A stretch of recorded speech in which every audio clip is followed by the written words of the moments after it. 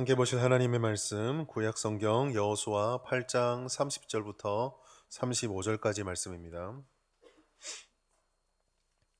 여호수아 8장 30절부터 35절까지 말씀, 성경과 자막을 보시면서 한 절씩 교독하시겠습니다. 30절 읽습니다. 그때 여호수아가 이스라엘의 하나님 여호와를 위하여 에발산에 한 제단을 쌓았으니 모세가 이스라엘 자손에게 명령한 것과 모세의 율법책에 기록된 대로 쇠 연장으로 다듬지 아니한 새 돌로 만든 제단이라. 그 위에 드렸으며 여호수아가 거기서 모세가 기록한 율법을 이스라엘 자손의 목전에서 그 돌에 기록하매 그 장로들과 관리들과 재판장들과 본토인뿐 아니라 이방인까지 여호와의 언약궤를 맨 레위 사람 제사장들 앞에서 궤의 좌우에 서되 절반은 그리심산 앞에 절반은 에발산 앞에 섰으니 이는 전에 여호와의 종 모세가 이스라엘 백성에게 축복하라고 명령한 대로 함이라. 그 후에 여호수아가 율법책에 기록된 모든 것대로 축복과 저주하는 율법의 모든 말씀을 낭독하였으니 모세가 명령한 것은 여호수아가 이스라엘 온 회중과 여자들과 아이와 그들 중에 동행하는 거류민들 앞에서 낭독하지 아니한 말이 하나도 없었더라. 아멘. 할렐루야. 한 주간 잘 지내셨나요? 예. 우리 옆에 계신 분 함께 인사 나누겠습니다. 잘 오셨습니다. 은혜 받읍시다.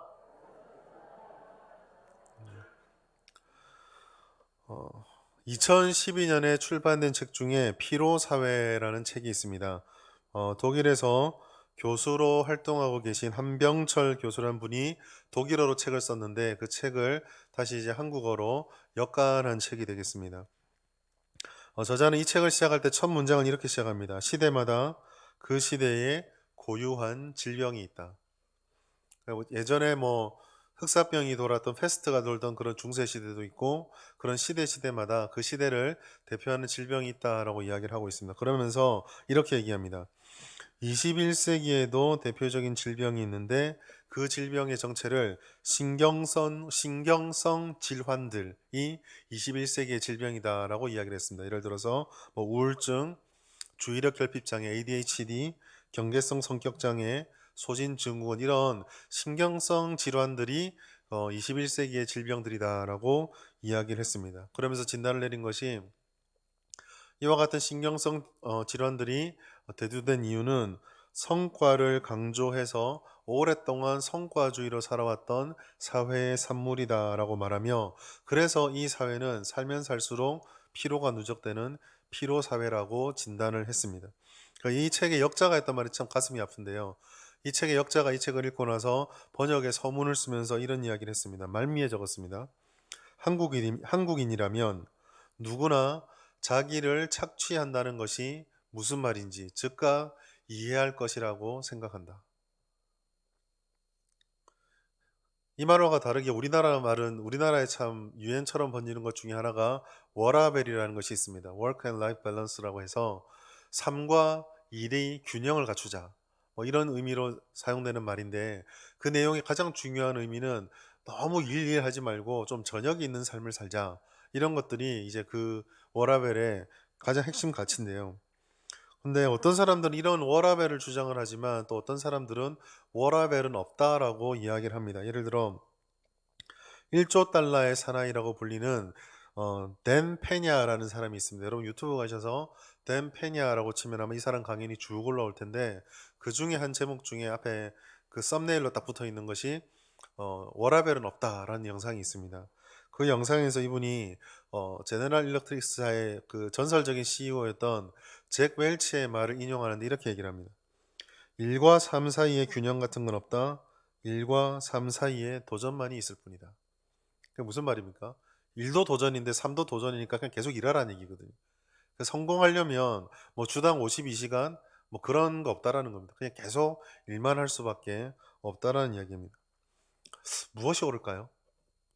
아마 여기 계신 분들 중에 젊은 세대들은 어떻게 그렇게 살아? 라고 하는 분 계실 거고 또 여기 계신 분들 중에 산업화를 지냈던 우리 어르신들은 난 그래 살았는데 그렇게 계신 분도 아마 있을 겁니다. 정답은 무엇이 정답이다라고 딱히 말할 수는 없을 것 같아요. 그런데 한 가지 분명한 것이 있습니다. 그것은 우리가 인생을 살다 보면 자이든 타이든 열심히 달리든 폭주기관차와 같은 돌진하는 삶이 한번 멈출 때가 있다는 것입니다. 한번 멈춰서 자기가 돌아보는 시간도 있고 어떻게든지 그 일정한 속도가 한번 딱 떨어지는 순간이 있다라는 것입니다. 그런데 이것은 이상한 것이 아닙니다. 왜냐하면 우리가 창세기 1장을 잘 보시면 아시겠지만 창조의 질서 속에 멈춤의 질서가 들어가 있기 때문입니다. 일주일 쉬지 않으시는 하나님께서 7일 동안 6일 동안 만물을 창조하신 후에 제7일에 안식을 하심을 통해 모든 피조세계엔 이 멈춤의 질서가 들어가 있습니다. 그렇다고 하는 것은 이 안식, 멈춘다라고 하는 게 단순하게 워라벨, 일과 삶의 균형의 차원의 문제가 아니라 영적인 의미를 가지고 있고 영적인 목적을 가지고 있다라는 것을 의미하고 있습니다. 우리는 그런 관점에서 오늘 본문을 좀 살펴보려고 하는데요. 오늘 본문의 관점은 가나안 정복, 특히 초기에 두 성의 정복을 성공적으로 치루어냈던 이스라엘을 배경으로 하고 있기 때문이 있습니다. 이스라엘은 지금 한창 전쟁 중에 있습니다. 이제 승리의 기관차가 달리기 시작을 했습니다. 불을 더 떼서 승리의 박차를 가하면 되는 시점입니다. 사기도 올라가 있고 여러 가지 정황들이 전쟁하기에 딱 좋은 상황입니다. 그런데 오늘 본문은 이와 같은 상황과 전혀 다른 엉뚱한 일들이 일어나고 있습니다. 이스라엘은 첫 번째로 잠깐 전진하는 행보를 멈추었습니다. 이스라엘이 두 성에 정복하는 과정을 보면 이렇죠. 놀라운 성공, 그리고 쓰라린 실패, 그 실패로부터 회복해서 다시 성공, 이 반복된 패턴이 있었습니다. 근데 과정이 어떻게 됐든지 지금 이 말씀이 이루어지는 8장 29절까지 시점을 딱 끊으면 이스라엘은 지금 성공하고 있습니다. 소위 말해서 잘 나가고 있거든요. 그런데 엉뚱한 결정을 합니다. 에발산에 제단을 쌓자라고 여호수아가 갑자기 공격 진로를 바꾸어서 에발산으로 향했습니다. 30절 말씀 보면 그때라는 말씀으로 본문이 시작되고 있습니다. 이거는 앞에 있는 본문과 뒤에 있는 본문을 연결하는 사이에서 특별히 앞에 있는 본문의 내용과 이어서 이 내용이 이어진다라는 것을 말씀해 주고 있는데, 사실 혹시나 아시는 분 있을지 몰라서 미리 언급을 드리는데, 요즘 또 정보가 워낙 많고 사람들에게 성경으로 좀 의심하게 하려는 그런 게 있어서, 사실 이 여호수아 8장 30절부터 35절까지의 말씀은 그 학자들 사이에서 위치상의 논란이 조금 있는 말씀입니다. 그 구약 성경을 헬라어로 번역한 성경이 70인 성경이라는 게 있습니다. 그 70인년 성경에 보면 이 말씀 8장 30절부터 35절까지 내용이 여호수아서 5장 1절과 2절 사이에 있습니다. 또 반대로 쿰난 문서라고 해서 구약의 성경들을 필사하는 사본들을 그 이스라엘 쿰난 사원들의 동굴에서 발견된 게 있는데, 그 중에 일부에 보면 오늘 이 본문의 위치가 여기가 아니라 9장 1절과 2절이 끝나는 그 뒤에 기록이 되어져 있습니다. 그래서 사람들이 이걸 가지고 뭐가 진짜냐 막 논란을 가지고 논쟁을 하기도 하고, 어떤 사람들은 이래서 성경을 믿지 못한다고 막 공격도 하는데요. 제가 이걸 말씀드린 이유는 사실 오늘 성경 본문의 내용을 아는데 별 큰 영향은 없는데, 혹시나 또 이런 걸로 우리들의 믿음을 흔들고 성경을 믿을 것이 없네 이런 식으로 말할까봐 미리 말씀을 드리는 겁니다. 그런 사본상의 차이는 있지만, 근데 제 입장은 그렇습니다. 제 입장은 오늘 본문의 말씀 여기가 가장 적절한 위치라고 저는 생각을 하고 믿고 있고요. 동시에 5장 1절 2절에 가든 9장 1, 2절에 가든 이 본문이 말해주고 있는 의미에는 별 차이가 없다라는 것이 저의 입장입니다. 그래서 그 입장을 가지고 오늘 본문을 계속 보도록 하겠습니다. 여호수아는 에발산에 제단을 쌓았습니다. 그리고 30절 말씀 보면 이 제단을 쌓을 때 여호와를 위해서 제단을 쌓았다라고 말씀을 하고 있습니다. 그런데 성경을 아시고 읽으신 분은 아시겠지만 사실 이것은 여호수아의 창의적인 아이디어가 아닙니다. 신명기 27장 4절 5절 함께 읽도록 하겠습니다. 시작. 너희가 요단을 건너거든 에발산에 세우고 그 위에 석회를 바를 것이며, 또 거기서 내 하나님 여호와를 위하여 제단 곧 돌단을 쌓되 그것에 쇠 연장을 대지 말지니라. 한 절 더 읽어볼까요? 신명기 27장 12절 13절 시작. 시므온과 레위와 유다와 이사갈과 요셉과 베냐민은 백성을 축복하기 위하여 그리심산에 서고, 르우벤과 갓과 셀과 스불론과 단과 납달리는 저주하기 위하여 에발산에 서고. 아멘. 오늘 이 말씀은 신명기 말씀을 통해서 모세가 가나안에 들어가야 될 이스라엘에게 주었던 명령입니다. 그 명령은 하나님으로부터 받았던 계시의 말씀이고 명령이었습니다. 그리고 여기뿐만 아니라 신명기 11장 29절에도 동일하게 이 내용이 기록되어져 있습니다. 그 말은 이 가나안 땅에 들어가서 이와 같은 에발산에 제단을 세우며 축복과 저주를 하는 이 행사가 그저 요식행위나 특별한 의미 없이 분위기를 찾기 위해 했던 것이 아니라 분명한 목적을 가지고 있는 하나님의 뜻과 하나님의 명령이라는 의미가 됩니다. 에발산과 그리심산은 팔레스타인 중부를 가로지고 있는 가장 중요한 지역에, 특별히 세겜을 중심으로 북쪽과 남쪽에 하나씩 위치하고 있습니다. 특별히 에발산에서 이렇게 올라가면 한 980에서 1000m 정도 된 높이에서 되는 산인데요. 에발산에 올라서 이렇게 보면 가나안 땅이 거의 끝에서 끝까지가 보인다라고 할 정도로 그 에발산의 경치가 좋았던 것 같습니다. 그런데 이 전쟁을 하다가 그 에발산의 경치가 좋아서 가나안 땅을 보기 위해서 갔을까요? 그걸 한번 쑥 둘러보고 전략적으로 어떻게 전쟁을 잘해야 될지 그래서 갔을까요? 그렇지 않습니다. 그런 목적이라면 에발산에 지금 가는 것은 굉장히 부적절한 행동입니다.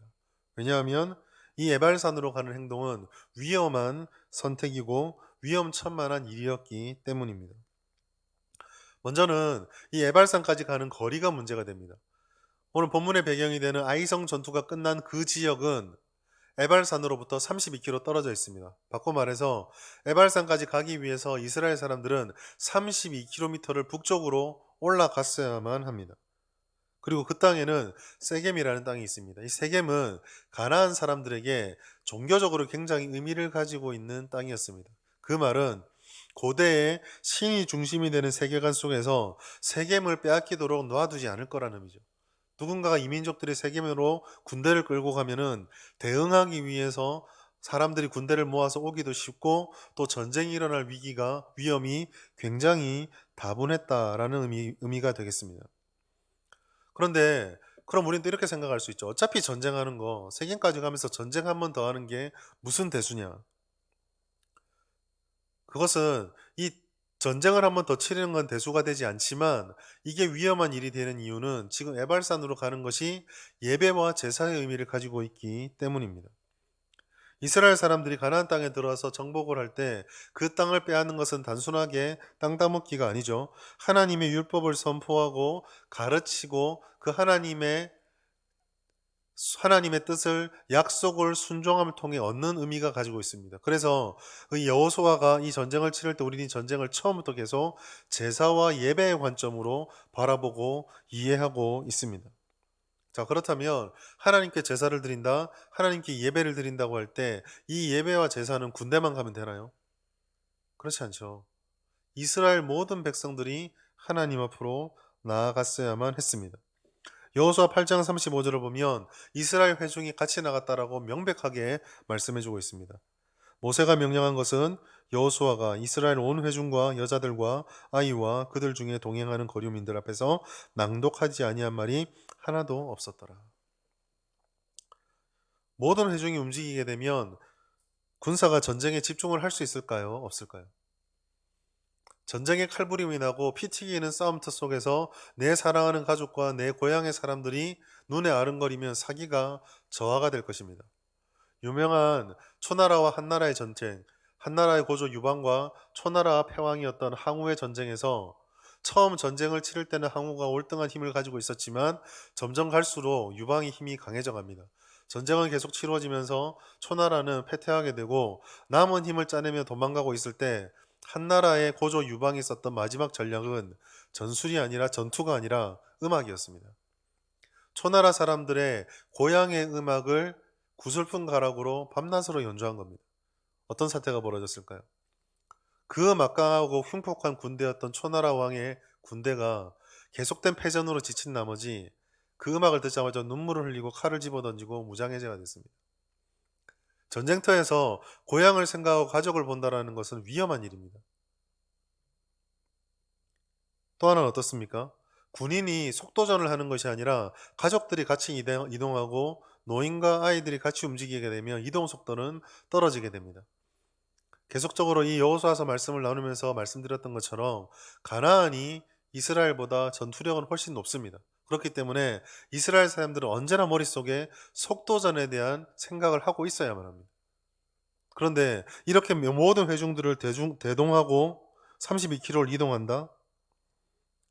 전쟁을 하는 중에 쳐들어오면 전쟁하면 되지 이 정도의 수준의 개념이 아니었습니다. 위험 요소가 훨씬 많다는 일이요. 전쟁을 가급적이면 피하고 싶은 상황이며 하게 되면 지게 될 확률이 엄청나게 높고 이길지라도 자신들과 따라왔던 회중들의 피해가 예상되는 상황. 냉정한 장군이라고 한다면 아무리 계산기를 두드려도 이것은 합당하지 않은 명령이었습니다.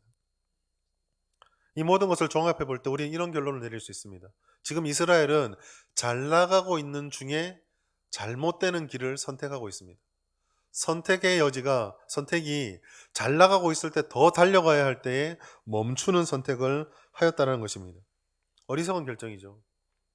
사기가 상대방이 떨어져 있고 우리 편은 사기가 올라가 있으면 물이 들어왔을 때 노를 저어서 빨리 전쟁을 치르는 게 맞지 않습니까? 아직 두 번의 전쟁을 치를 동안 아직까지 에발산의 제단을 쌓지 않고 그 전쟁 동안 모세의 말이 아직 실현되지 않았으면 정복 다 끝내놓고 안전하게 한다고 하면 뭐가 문제가 될 게 있을까요? 그런데도 하나님께서는 이 일을 이 성경에 기록하셔서 여호수아가 하도록 하셨습니다. 우린 여기서 이 일의 의미를 한번 생각해 볼 필요가 있습니다. 이 일은 궁극적으로는 언약 갱신의 의미를 가지고 있고 그 언약 갱신의 이유를 좀 살펴볼 필요가 있습니다. 왜 이때 언약 갱신이 필요했을까? 왜 제사를 드리면서 다시 한번 율법의 선포가 필요했을까? 그것은 이스라엘 사람들에게 실패의 회복이 필요했기 때문입니다. 막 승리한 두 번의 전쟁을 다시 복기해 보겠습니다. 요단강을 건넌 후에 이스라엘이 여리고 전투를 승리한 것은 기적과 같은 일이었습니다. 그런데 이 기적 앞에서 하나님의 명령, 가나안에 특별히 여리고를 진멸하라는 명령을 욕심 때문에 지키지 못했습니다. 아간은 범죄를 저질러 하나님이 주신 명령을 어기고 그 제단으로 바쳐야 될 제물을 스스로 취함을 통해 이스라엘이 제물이 되도록 만들었습니다. 지난주 말씀 기억하시는지 모르겠지만 지난주에 걸어서 제가 이렇게 말씀드렸습니다. 이스라엘이 가나안이 되었다라고요. 이스라엘이 가나안이 되어서 진멸해야 될 자가 진멸당할 자가 되었습니다. 그리고 이것을 제가 뭐라고 말씀드렸냐면 언약이 깨어진 백성이 되었다라고 말씀을 드렸습니다. 이것은요, 간단한 문제가 아닙니다. 곰곰이 생각해 보시면 이것은 하나님의 선하신 인도의 계획을 깨트리는 것으로서 창조의 질서를 깨트렸던 아담과 똑같은 범죄입니다. 모든 만물이 조화를 이룰 수 있도록 하나님의 창조의 섭리가 에덴 동산에 가득했고 그것을 다스리고 생육하고 번성할 수 있도록 아담과 하나님께서 선악과의 언약을 맺으셨는데 아담이 그 언약을 깨트림으로 하나님의 에덴 동산을 창조하시고 모든 만물을 창조하셨을 때 조화의 비전을 박살을 내버렸습니다. 여기서도 마찬가지죠. 거룩한 백성 들어가서 죄악된 백성 진멸하여 순결한 땅으로 만들려고 하셨던 하나님의 계획이 아간의 금덩어리와 은과 온 욕심 때문에 완전히 깨어져 버린 것입니다. 이것은 곧 선악과 언약이 깨어졌듯이 가나안 언약이 깨어져 버린 것입니다. 하나님께서는 이와 같은 엄청난 잘못으로 인해서 실패를 경험하고 낙심하고 있는 이스라엘 사람들, 특별히 여호수아의 간청을 귀담아 들으시고 그 답을 주셨습니다. 아간의 범죄를 알려주셨고 이스라엘은 그것을 깨닫고 나서 이스라엘의 손으로 아간을 처단하였습니다. 그리고 그 처단 뒤에 다시 하나님께서 여호수아에게 힘과 용기를 주시고 지혜를 주시고 또 이스라엘은 그 음성에 잘 순종하여서 마침내 아이성을 진멸시켰습니다. 아이성을 점령시킨 것이죠. 자, 이 일련의 과정 속에서 여러분 이상한 거 못 느끼셨나요? 곰곰이 이 진행 과정을 잘 보시면 다 잘 되는 것 같은데 하나가 빠져 있습니다. 뭐가 빠져 있을까요? 8장의 기록을 아무리 살펴보아도 이스라엘이 아간의 범죄를 처단했다는 기록은 나오는데 아간의 죄로 말미암아 회개한 기록이 없습니다. 이스라엘은 회개하지 않았습니다. 하나님께서 이스라엘을 불쌍히 여겨주셔서 하나님께서 그 계획의 뜻을 따라 죄의 원인을 제거한 그 이스라엘을 기억하셔서 은혜를 베풀어 주시고 그 은혜를 따라 아이성이 점령이 된 것입니다. 구원과 똑같은 역사가 나타났습니다. 일방적인 은혜로 성취를 하였던 것이죠. 여기서 우리가 주의할 것이 있습니다. 비록 승리를 하였지만 이스라엘의 실패가 완전히 해결됐느냐? 그렇지 않습니다. 다시 말씀드리지만 이스라엘의 실패는 하나님의 언약을 깨트린 것입니다. 하나님이 이스라엘의 하나님이 되고 이스라엘이 하나님 백성이 되는 것은 아브라함으로부터 이어졌던 내가 너의 자녀를 나의 백성으로 삼겠다는 언약 관계 때문이거든요. 그 언약 관계가 깨어졌으면 이 사람들에게 가장 중요한 일은 이 언약을 회복하는 것입니다. 가나안 전쟁은요, 땅 따먹기가 아니다라고 계속 말씀을 드리고 있습니다. 죄악의 땅 가나안으로 들어가서 하나님의 백성은 전진하여 그 땅을 멸하고 우상의 질서에 맞서서 하나님의 언약을 성취해야 된다. 이게 이스라엘 사람들의 사명입니다. 그러므로 이스라엘의 진정한 회개는 단지 용서를 구하고 처벌을 받았으면 끝나는 것이 아닙니다.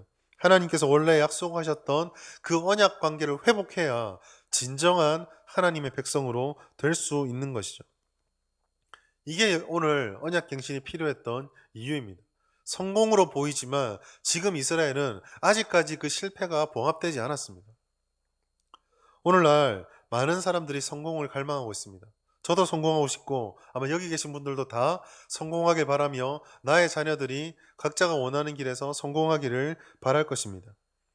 너무 성공을 갈망하기 때문에 사람들이 이 성공이라는 결과에 현혹이 잘 됩니다. 무슨 의미냐면 자신들의 바라는 대로 일이 잘 진행되어지고 그 결과가 누가 보아도 성공한 것 같네, 잘 된 것 같네 라고 인정이 되어지면 모든 것이 괜찮다라고 생각해 버린다라는 것입니다. 아이성을 보시면 그게 아니라는 것을 알 수 있겠죠. 승리했지만 모든 게 괜찮은 건 아닙니다. 전쟁을 잘 치렀지만 다 괜찮은 게 아니다라는 것이죠. 오히려 실패를 극복했다는 사실, 아이성이 정복을 당했다는 사실 때문에 자칫 잘못하면 이 언약으로부터 깨어진 관계, 이 관계를 회복해야 된다. 내가 지금 어딘가 회복할 부분이 있다는 사실을 망각해버릴 수 있습니다. 이 핵심이 회복되지 않고서는 진정한 실패는 회복되지 않는 것입니다. 그것이 이스라엘이 에발산으로 갔어야만 이유입니다. 우린 여기서 멈추는 이유가 왜 멈춰야 하는지를 좀 진지하게 생각해 볼 필요가 있습니다. 워라벨이 아닙니다. 일을 하다 지쳐서 좀 쉬기 위해서 멈추는 것이 아닙니다. 일상을 멈춰야 되는 이유, 특별히 우리에게 멈춤이 반드시 필요한 이유는 두 가지입니다. 첫째로 우리가 한계가 있고 완전하지 못한 사람들이기 때문에 그렇습니다. 두 번째로 우리 세상이 하나님이 창조해 주셨던 완벽한 질서를 벗어난 왜곡된 세상이기 때문에 그렇습니다. 쉽게 말해서 이처럼 두 개의 톱니바퀴가 잘 맞물려서 돌아가야 원활한다고 했을 때 첫 번째 톱니바퀴인 인간도 그 두 번째 톱니바퀴인 세상도 왜곡되고 어그러져 있어서 돌아가는 것처럼 보여도 그대로 놔두면 어딘가에부터 삐걱거림이 생기기 때문입니다. 이 우리의 필연과 같은 것이죠. 우리의 일상은 자연스럽게 불완전한 우리의 능력과 우리의 한계와 불완전한 이 세상 속에서 아무 생각 없이 놔두면 저절로 하나님으로부터 조금씩 벗어나 버리기 때문에 우리는 멈출 수 있어야 한다는 것입니다. 현대 문화는요, 자기 자신에게 너무 관대합니다. 그렇기 때문에 우리를 힘들게 하는 거, 우리의 만족이 아니다라고, 그렇게 해서 안 된다라고, 우리가 원하는 것을 하지 못하게 하는 것을 나쁘다라고 생각을 합니다. 개인의 만족을 저해하는 모든 것들, 나를 불편하게 하는 것들은 다 버려야 될 것이다라고 생각을 합니다. 그렇기 때문에 우리가 한계가 있다라는 거, 우리의 부족함을 찾아내야 한다라는 거, 우리는 실패하고 있는 구조 속에 있다라는 것을 받아들이지 못합니다. 반대로 성공만 하고 있으면 내가 만족을 하고 있기 때문에 이것 때문에 이것을 다시 되새겨서 살펴보고 나 자신의 부족을 찾아내는 것을 옳다라고 생각하지 않습니다. 그런 세상의 문화 속에서 우리가 생각해야 될 말씀, 그것은 고린도전서 10장 12절 말씀입니다. 같이 읽습니다. 시작. 그런즉 선줄로 생각하는 자는 넘어질까 조심하라. 성경의 말씀입니다. 우리가 서 있을 때야말로 조심해야 때라는 것입니다. 서 있을 때야말로 넘어지는 것을 조심해야 한다는 것입니다. 바울은 자기의 지식, 자기의 확신, 자기의 경험이 내게 심어주는 지나친 자신감과 자만심을 지금 경계하라라고 말하고 있습니다. 눈에 보이는 성공, 누가 보아도 저주가 아니고 이거는 잘 되는 인생이다 라고 말하는 그때에 우리 가운데 영적 방심과 오만함이 생길 수 있습니다.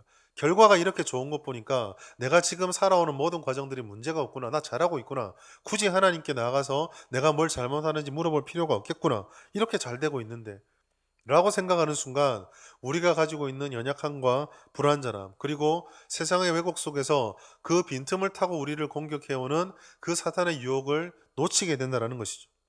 오만과 자만이야말로 우리의 대적 사탄이 가장 좋아하는 우리의 성품입니다. 성공이 우리의 내적 능력이라든지 노력만으로 되지 않는다는 사실을 우리는 늘 기억해야 됩니다. 오히려 우리가 이러한 우리의 한계와 세상의 왜곡을 잘 알고 그거를 아는 속에서 성공했다는 것을 발견하게 되면 우리는 감사밖에 할 게 없음을 알게 됩니다. 왜 그렇습니까? 어그러진 톱니바퀴로 굴렸는데 여기까지 온 것은 은혜밖에 없거든요. 감사밖에 남지 않는 것입니다.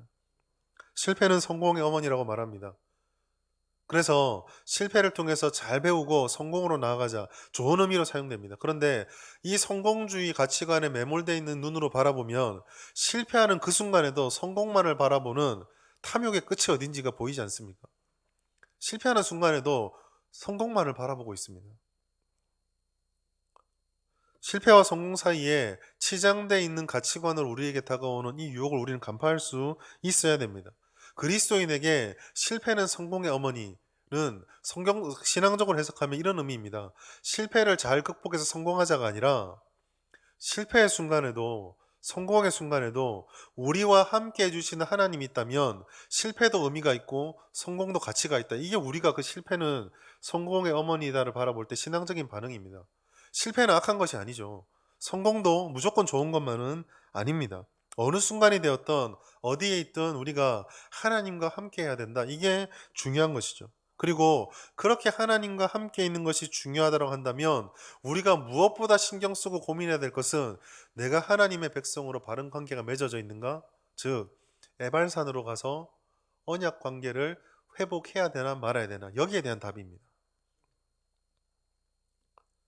여러분, 이러한 생각들이 어떤 사람들은 그렇게 스스로를 폄하하고 스스로의 가치를 낮출 필요가 있느냐라고 말할지도 모르겠습니다. 그러나 여러분, 하나님께서 우리를 얼마나 사랑하신 줄 알면 이와 같은 생각들로 인해서 우리가 무너지지 않는다라는 것을 확신할 수 있습니다. 스바냐서 3장 17절 말씀 우리 같이 읽겠습니다. 시작. 너의 하나님 여호와가 그가 너로 인하여 기쁨을 이기지 못하게 하시며 너를 잠잠히 사랑하시며 너로 인하여 즐거이 부르며 기뻐하시리라. 이스라엘 숫자에서 3은 완전수입니다. 그냥 좋아한다, 사랑한다 그렇게 말하면 끝날 것을 3번이나 비슷하지만 유사한 단어들을 섞어 사용해서 기쁨을 이기지 못한다, 잠잠히 사랑한다, 즐거이 부르며 기뻐한다. 이게 무엇을 의미합니까? 우리가 우리의 실패를 돌아보고 우리의 연약함을 인정한다고 해서 우리의 존재 본질이 사라지지 않습니다. 우리는요, 하나님이 사랑하고 사랑하고 또 사랑하는 존재입니다. 기뻐하고 기뻐하고 또 기뻐하는 자들입니다. 만족하고 만족하고 즐거이 누릴 수 있는 그런 것이 우리들입니다. 이 영적인 관계를 해칠 수 있는 것은 없습니다. 그렇기 때문에 이 영적인 관계를 혹시라도 해치고 저해하고 그 하나님과의 은혜를 누리지 못하게 만드는 영적 방심과 오만, 우리가 그 관계가 끊어져 있음에도 그렇지 않다고 생각할 수 있는 그 상황을 경계하는 것, 그것이 바로 위험 부담을 짊어지고 에발산으로 갔던 여호수아의 발걸음의 의미입니다. 가나안 정복이 중요한 게 아닙니다. 정말로 중요한 것은 그 정복 동안 우리와 함께 해주시고 그 땅을 주시겠다 말씀하셨던 하나님의 놀라운 선물의 은혜를 회복하고 그 회복 은혜를 받기에 합당한 자로서 바로 서는 것이죠. 그런 면에서 여러분, 영적 멈춤은요, 후퇴가 아니라 축적의 시간입니다. 우리로부터 소진되었던 하나님을 향한 믿음들, 또한 우리가 알게 모르게 잘못된 톱니바퀴를 돌림으로 끊임없이 상처받고 소진되어 갔던 우리의 영혼들을 하나님 앞에 끌고 나가 마치 충전기에 휴대폰을 꽂아서 충전하듯이 하나님으로부터 은혜를 충전받는 시간인 것입니다. 우리에겐 진작 이 시간이 필요했습니다. 하나님께 나아가서 이 톱니바퀴가 잘못 굴러가고 있지 않는지 돌아보았으면 합니다. 2년 동안의 코로나19를 통해서 한국 교회는 직격탄을 맞았습니다. 근데 사실 이 직격탄은요, 사람들의 수가 줄어들었다는 의미에서 직격탄이 아닙니다. 훨씬 심각한 직격탄은 무엇이냐면, 그동안 우리가 우하게 부풀어 있는 그 몸집 때문에 직시하지도 않고 직시하려고도 안 했던 우리의 영혼의 민낯이 고스란히 드러났다는 것입니다. 다 괜찮을 때 예배에 목숨 겁시다. 그렇습니다. 우린 예배를 드려야 합니다. 큰 소리 쳤던 사람 중에 3분의 1이 떠났습니다. 성장에 취해서 돌아보지 못한 시간을 지나서 심지어 쇠퇴가 뚜렷하다고 이대로 가면 안 된다고 그렇게 얘기를 하고, 이미 오래전 일이죠. 2007년도 여러분 기억하시는 분 있을 것입니다. 1907년 평양 대부흥 운동을 기억하면서 2007년도 잠실운동장에서 모여서 사람들이 다시 한번 회개의 울부짖음을 외치며, 지금은 돌아가셨지만 오카노 목사님이 우리가 잘못했다고, 자기가 죄인이라고 그렇게 큰 소리를 외치며 우리가 회개한다고 그 떠들썩하게 떠들었는데, 14년이 지난 지금 아무것도 변한 것이 없습니다. 우리는 멈춤의 시간을 외면했습니다. 에벌산으로 나가지 않고 그리심산으로 나가지 않았습니다. 오직 전진만을 바라보았습니다. 더 커지길 바랬고, 더 부풀기를 바랬고, 더 인정받길 원했고, 더 사람들이 무시 못하는 세력이 되기를 원했습니다. 우리는 그 속에서 하나님의 관계를 잃어버렸습니다. 힘과 힘의 전쟁이 난무한 이 세상 속에 살아가면서 교회는 언약으로서 힘과 대응해야 되는데, 우리도 힘을 기르자고 했습니다. 우리 역시 그 힘의 논리로 들어갔었습니다. 사랑하는 여러분, 우리는 이 언약이 열쇠임을, 하나님께서 힘의 원천임을 확실하게 선포할 수 있는 믿음의 백성이 되어야 합니다. 이번 설교의 시리즈가 약속의 땅으로입니다. 우린 약속의 땅으로 들어갈 것이고 들어가고 있습니다. 그러나 그렇게 들어가는 방식은 세상의 힘의 논리가 아닙니다. 우리는 언약으로 나갑니다. 주의 말씀과 하나님의 본질 속에서 그것을 쫓아가야 합니다. 우리는 에발산으로 가야 하는 것이죠. 이 매듭이 우리를 부러지지 않게 만들어주는 것입니다. 자, 그렇다면 이와 같은 멈춤이 매듭짓기라고 한다면, 이 매듭을 대나무가 마치 부러지지 않도록 사이사이에 매듭이 있는 것처럼 단단한 믿음의 공동체가 되기 위해서 매듭을 짓는다고 한다면, 우리가 어떤 매듭을 지어야 할까요? 첫 번째로 돌이켜 회개하는 회개의 매듭이 있어야 합니다. 우리는 하나님으로부터 우리가 어떻게 멀어지고 있고 어디까지 왔는지, 하나님의 길과 우리의 방향이 얼마나 다른지를 늘 물어보아야 합니다. 죄는 항상 하나님과 우리 사이의 관계를 단절시키고 가로막습니다.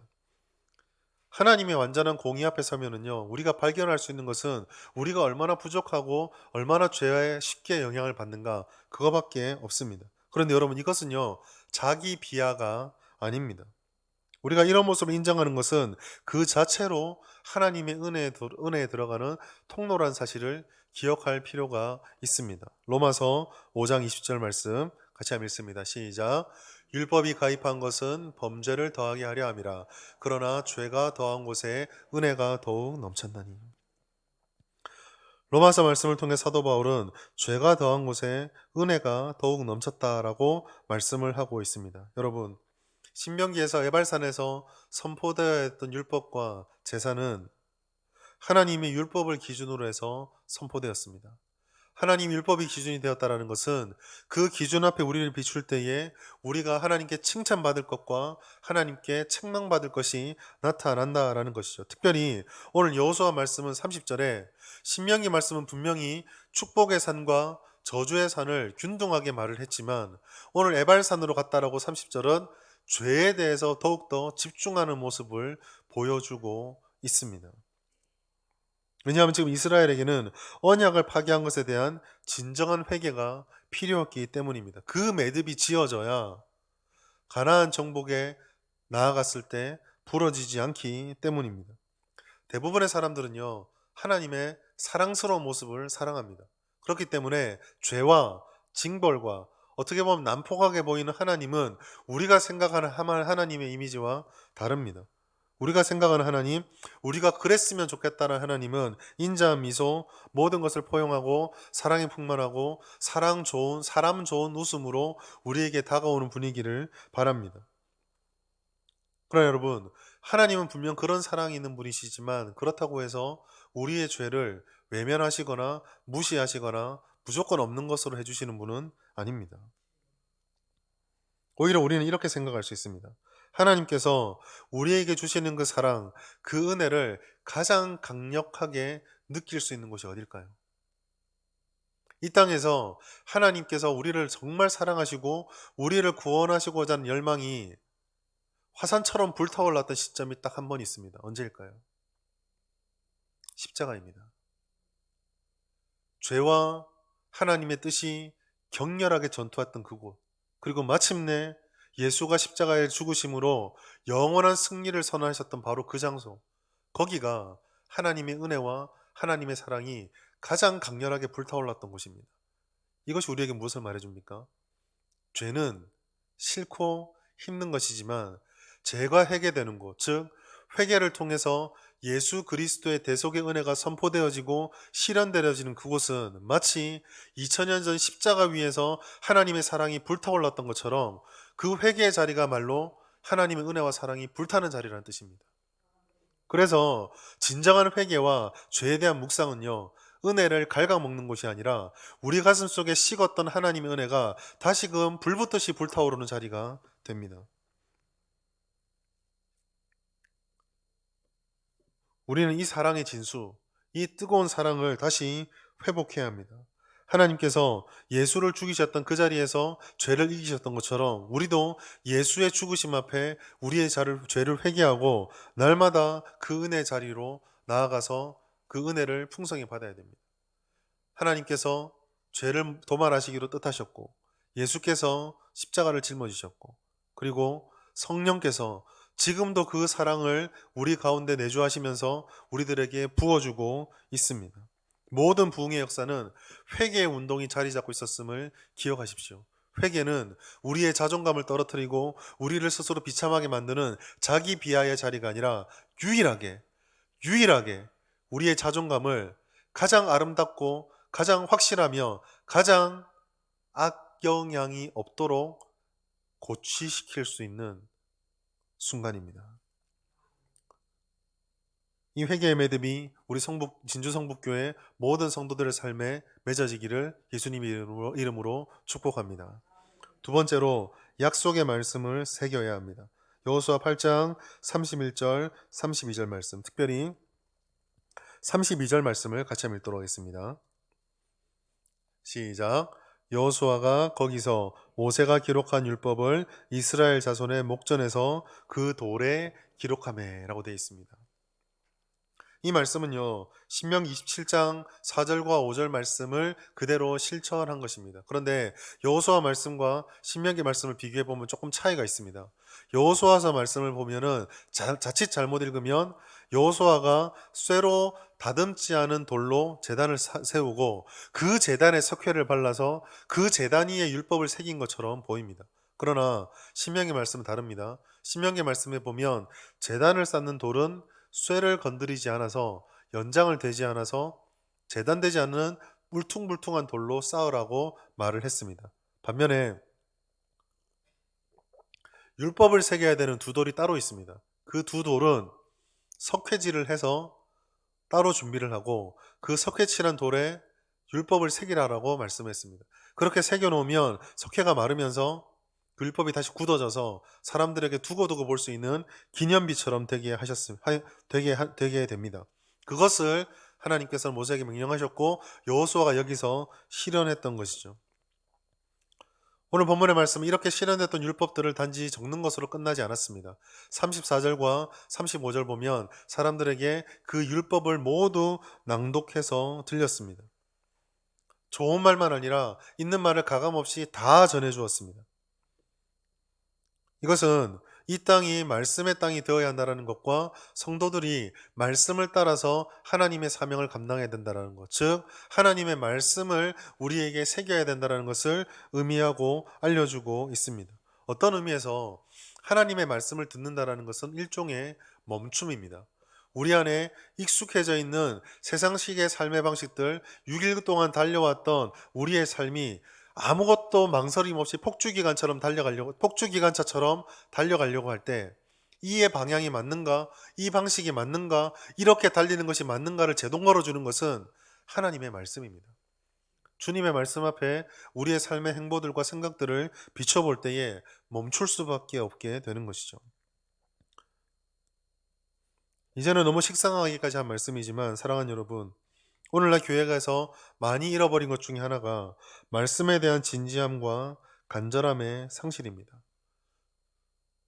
말씀 중심 교회라는 말을 많이 하고 있지만 말씀 중심 교회라고 하는 그 구호만 남아있지 정말 우리가 말씀을 가까이 하고 있는지 돌아볼 필요가 있습니다. 언제부턴가 말씀을 읽고 듣고 배우고 공부하는 것이 가장 쉽게 포기되어지고 있습니다.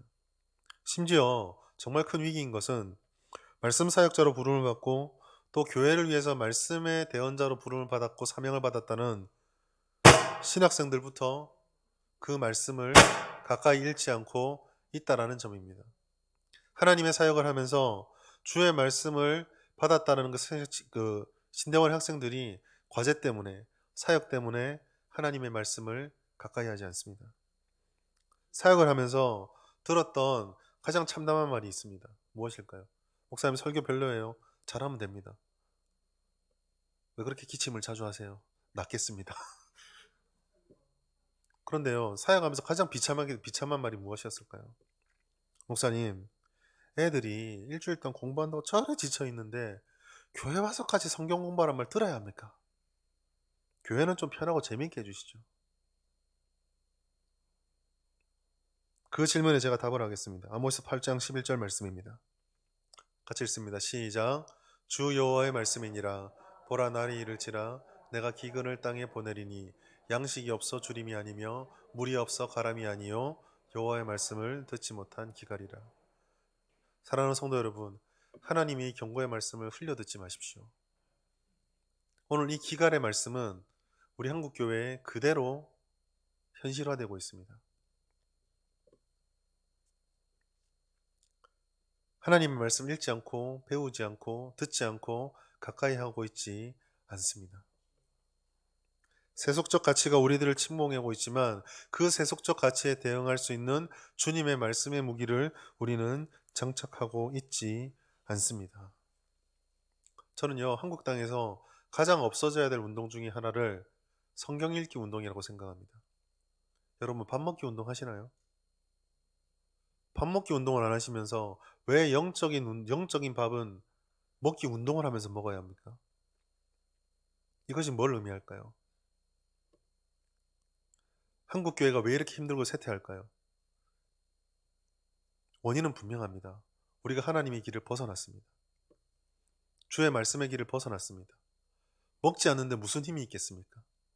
안 먹는데 무슨 영양분이 공급되어서 힘이 나겠습니까?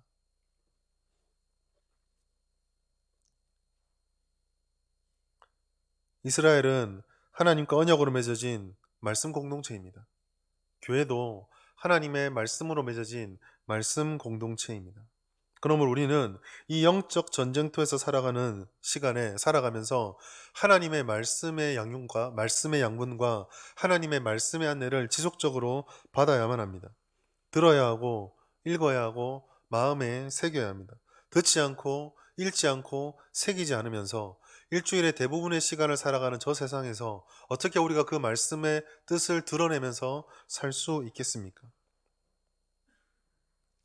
우리는 이 하나님의 약속을 의지하면서 말씀 앞에 진지하게 나가야 됩니다. 예레미야서 31장 33절 말씀. 그러나 그날 후에 내가 이스라엘 집과 맺은 언약은 이러하니 곧 내가 나의 법을 그들의 속에 두며 그들의 마음에 기록하여 나는 그들의 하나님이 되고 그들은 내 백성이 될 것이라. 여호와의 말씀이니라. 우리 안에 내주하는 성령을 통해서 하나님께서는 이제는 율법을 단순하게 읽고 흘려보내는 기념비가 아니라 우리 마음속에 새겨서 우리의 삶과 존재를 바꾸어 버리는 그런 능력의 말씀, 지워지지 않는 말씀으로 각인시키겠다 말씀하셨습니다. 예수님께서 오심으로 그 새 언약은 우리의 영혼에 각인되었습니다. 그 각인된 영혼은 우리 가운데 각인된 말씀은 우리 안에 있는 성령을 통해서 능력을 따라 역사하게 되고 깨닫게 되어집니다. 요한복음 16장 13절 말씀, 그러나 진리의 성령이 오시면 그가 너희를 모든 진리 가운데로 인도하시리니 그가 스스로 말하지 않고 오직 들은 것을 말하며 장래 일을 너희에게 알리시리라. 성령의 사역은 이것입니다. 성령은 우리의 소원을 들어주는 분이 아닙니다. 성령은 우리가 원하는 대로 우리의 인생을 바꿔주는 분이 아닙니다. 성령은 기본적으로 우리 안에 새겨진 그 말씀을 깨닫게 하시고 적용시켜서 우리를 주님의 삶의 모습으로 변화시켜 간 다음 우리의 삶이 그러한 삶을 살아가는 동안 지치지 않고 무너지지 않고 쓰러지지 않도록 끊임없이 말씀을 공급해주고 능력으로 이끌어주시는 분으로 내주하고 계시는 것입니다. 바꿔 말해서 말씀의 매듭을 맺지 않으면 우리 인생은 하나님 앞에 진정한 매듭과 단단한 매듭으로 성장할 수가 없습니다. 세상의 방식과 목표를 따르는 삶을 살지 말고 하나님 앞에 다시 돌아와야 했던, 그렇게 에발산으로 돌아와야 했던 이스라엘을 기억하십시오. 오늘 내가 주님의 말씀을 듣기 위해 말씀의 매듭을 맺기 위해서 무엇을 결심하고 있는지를 한번 돌아보십시오. 그러나 여러분, 또한 여러분에게 도전하겠습니다. 하나님의 뜻이 이렇게 확실하기 때문에 우리가 말씀의 매듭을 맺으면 이것은 분명한 하나님의 뜻이기 때문에 말씀은 우리의 삶을 공허한 채로 비워두지 않습니다.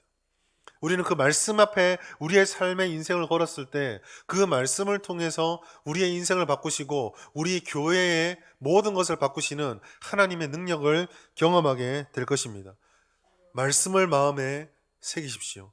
이것이 우리가 맺어야 될 매듭입니다. 말씀 맺도록 하겠습니다. 우리에는 이런 영적 매듭 짓기가 필요합니다. 견고한 매듭을 지어야지만 우리는 부러지지 않고 견고하게 전진할 수 있습니다. 성공을 위해서 빨리빨리 진행되어야 된다고 말하는 이 세상 속에서 멈춘다라는 것은 용기입니다. 그러나 매듭 짓기 위한 멈춤은 우리에게 필요합니다. 회개를 위해서, 그리고 말씀을 위해서 우리가 이렇게 인생의 매듭을 지어버리면 대나무가 아무리 쭉쭉 자라도 그 매듭으로 인해서 부러지지 않는 것처럼 우리는 부러지지 않은 채 하나님의 영광스러운 일들을 감당할 수 있을 것입니다. 그러므로 이러한 매듭 짓기는 결코 퇴보를 위한 멈춤이 아니라 견고한 전진을 위한 축적이 되는 것입니다. 그렇게 약속의 땅은 성취되어져 갈 것입니다. 여러분, 우리는 별 볼 일 없는 존재가 아닙니다. 즐거워하는 존재, 하나님이 기뻐하는 존재, 사랑하는 존재입니다. 죄 앞에 나가기를 우리의 부족한 모습을 직면하는 것을 두려워하지 마십시오. 그곳에서 우리는 하나님의 큰 은혜를 받게 될 것입니다. 바로 그곳에서 완벽한 승리를 맛보게 될 것입니다. 그것이 저와 우리 진주 성북교회에 주어진 약속이며 미래의 모습입니다. 이런 은혜를 누릴 수 있는 우리 모두가 될 수 있기를 예수님의 이름으로 축복합니다. 하나님 아버지, 감사합니다. 오늘도 우리에게 말씀의 은혜를 부어주시니 감사합니다. 겉으로 보기에 성공처럼 보였지만 회복할 것이 있고 언약으로 바로 세워져야만 했던 이스라엘을 통해 우리가 어디서 멈춰야 하고 무슨 매듭을 지어야 될지 말씀을 통해 깨닫게 해주시니 감사합니다. 하나님 아버지, 진정한 회개의 돌이킴의 매듭, 말씀을 마음에 새기는 매듭을 우리가 짓게 하여 주시고, 그래서 우리의 모든 삶, 모든 순간이 하나님의 사명을 감당하는 가운데 부러지지 않고 마침내 주님께서 이루어주시는 성취의 열매를 누릴 수 있도록 하나님 함께하여 주시옵소서. 매 순간 뜨겁게 불타오르는 하나님의 그 은혜 자리에 나아가 하나님께 귀하게 쓰임받고 복을 받는 우리 진주 성북교회 모든 성도님 될 수 있도록 역사하여 주시옵소서. 감사드리며 예수님의 이름으로 기도드립니다. 아멘.